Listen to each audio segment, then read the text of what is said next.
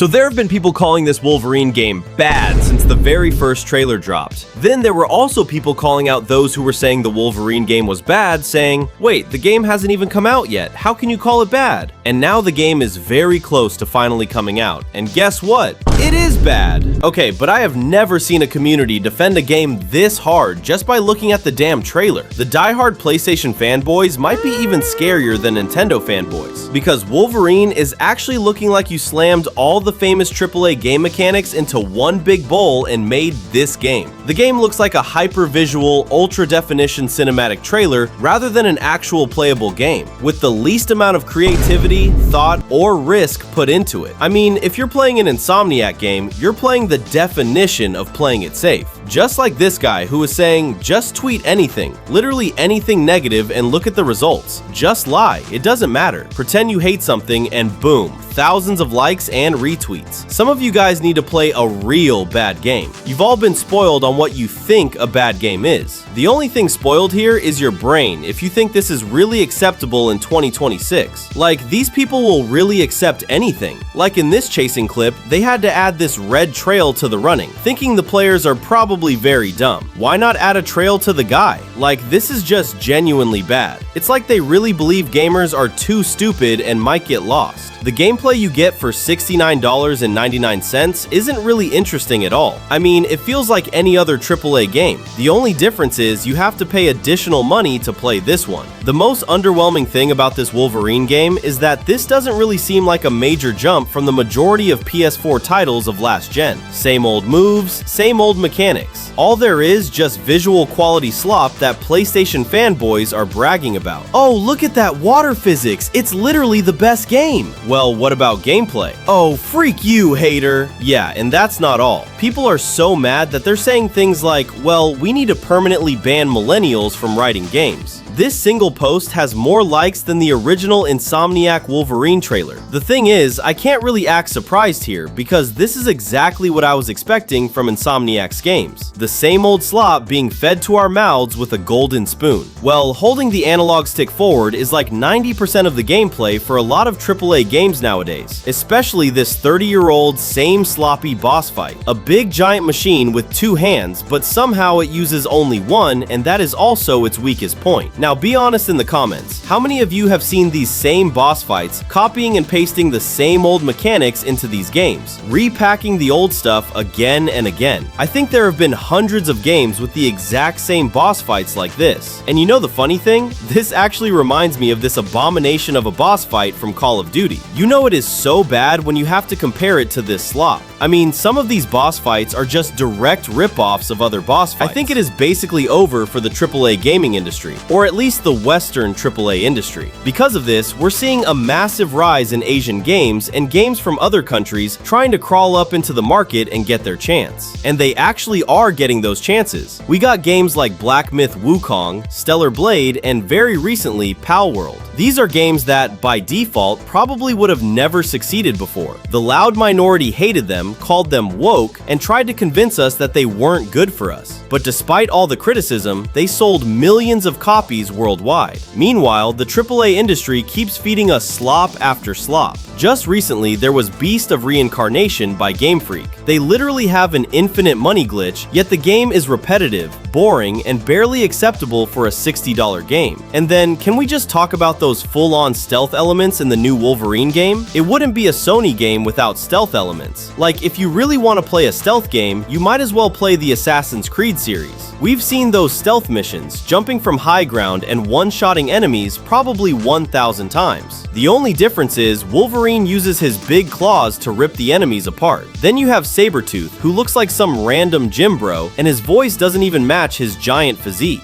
You don't even want to be here. You're right.